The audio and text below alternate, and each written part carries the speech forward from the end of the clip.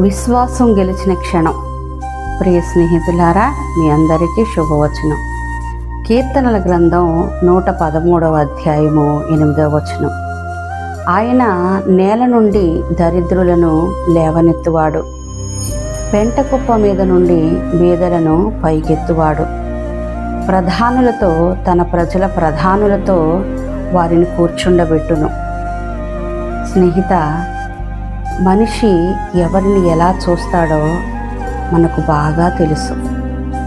లేమి గలవాడు అంటే సమాజంలో గౌరవం లేనివాడు, సంపద లేనివాడు.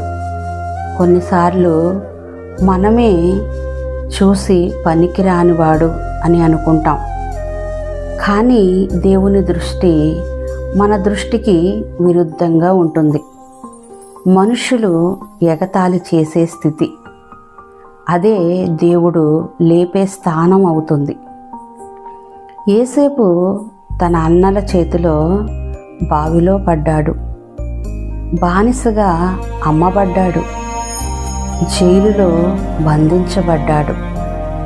కానీ అదే యోసేపును దేవుడు ఈజిప్టు ప్రధానమంత్రిగా పైకెత్తాడు.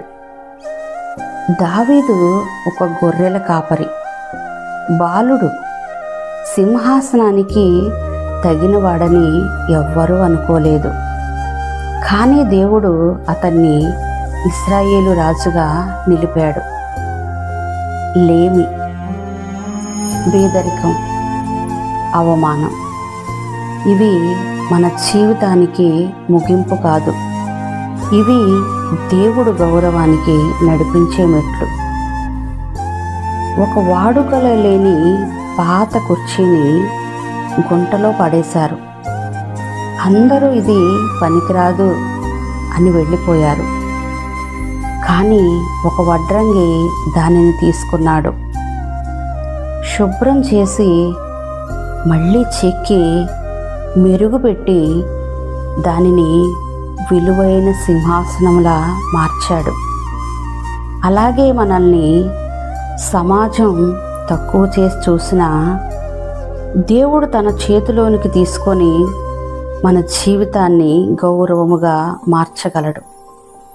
ఈరోజు నీకు ఏ లోటు ఉన్నా, అది ఆర్థికమైన, ఆరోగ్యమైనదైనా, కుటుంబమైనదైనా, గుర్తుంచుకో, దేవుడు పెంటకుప్ప నుండి పైకెత్తే దేవుడు.